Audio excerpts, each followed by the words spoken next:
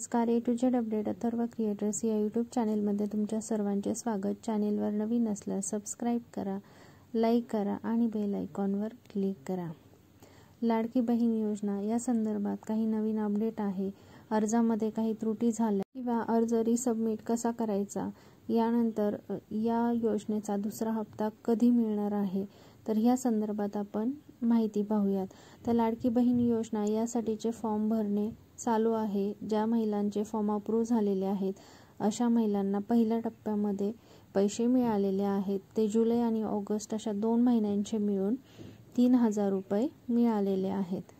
परंतु काही महिला फॉर्म भरत असताना काही प्रॉब्लेम येत आहेत। तर पाहूयात की 1,07,00,000 बहिणींच्या खात्यात पैसे आलेले आहेत। अत्यंत कमी वेळेत आम्ही 1,40,40,00,000 पेक्षा जास्त महिलांची नोंदणी लाडकी बहीण योजनेसाठी झाली। यापैकी 1,07,00,000 बहिणींच्या खात्यात 2 महिन्यांचे प्रत्येकी 3000 रुपये जमा झाले आहेत।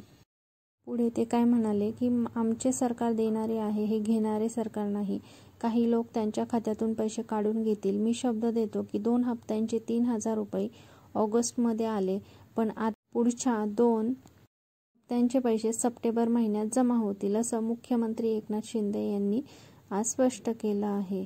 ज्या महिलांना पैसे मिळालेले नाहीत, लाभार्थी महिलांना, त्यांना सप्टेंबरमध्ये पैसे मिळणार आहेत। तर 31 जुलैनंतर अर्ज केलेल्या पात्र महिलांना सप्टेंबर महिन्यात एकूण 4,500 रुपये दिले जातील। दरम्यान काही महिलांच्या अर्जात काही त्रुटी असल्याने ते नामंजूर करण्यात आले आहेत। अशा महिलांना आता सरकारने पात्र लाभार्थी महिलांना सप्टेंबर महिन्यामध्ये 4,500 रुपये मिळणार आहेत।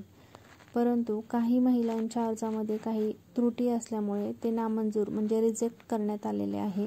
तर अशा महिलांना आता सरकारने मुख्यमंत्री माझी लाडकी बहीण या योजनेसाठी अर्ज करणाऱ्या महिलांना काही अडचणी येत असतील तर त्या नारी शक्ती ॲप किंवा मुख्यमंत्री माझी लाडकी बहीण योजनेच्या संकेतस्थळावर लॉग इन करून त्रुटी असलेले अर्ज पुन्हा सादर करू शकतात। सरकारने तशी संधी महिलांना उपलब्ध करून दिली आहे। याबाबतची माहिती पुणे जिल्हा परिषदेच्या महिला व बालकल्याण विभागाचे उपमुख्य कार्यकारी अधिकारी जामसिंग गिरासे यांनी दिली आहे। ज्या महिलांच्या अर्जांमध्ये त्रुटी होते तर त्यांनी परत एकदा ते अर्ज सादर करायचे आहेत, म्हणजेच रिसबमिट करायचे आहेत। आता आधार कार्ड बँक खात्याशी संलग्न असल्याची खात्री करावी। तर अर्ज मंजूर झाल्यानंतरही बँक खात्यात पैसे जमा न झाल्यास महिलांनी बँक खात्यासोबत आधार कार्ड संलग्न करून घ्यावे। नारी शक्ती ॲप किंवा माझी मुख्यमंत्री लाडकी बहीण योजनेच्या संकेतस्थळावर अर्ज भरलेल्या महिलांनी आपले आधार कार्ड बँक खात्याशी संलग्न असल्याची खात्री करावी। ही प्रक्रिया पूर्ण केल्यानंतरच योजनेचा लाभ मिळणार आहे।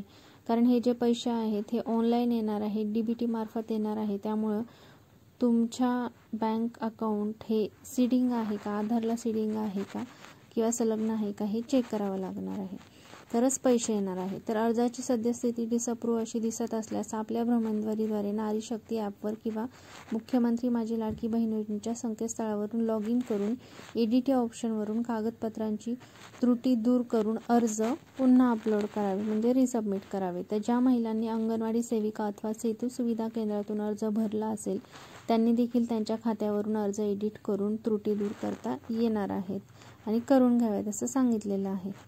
त्रुटी दूर करून पुन्हा अर्ज अपलोड करावे।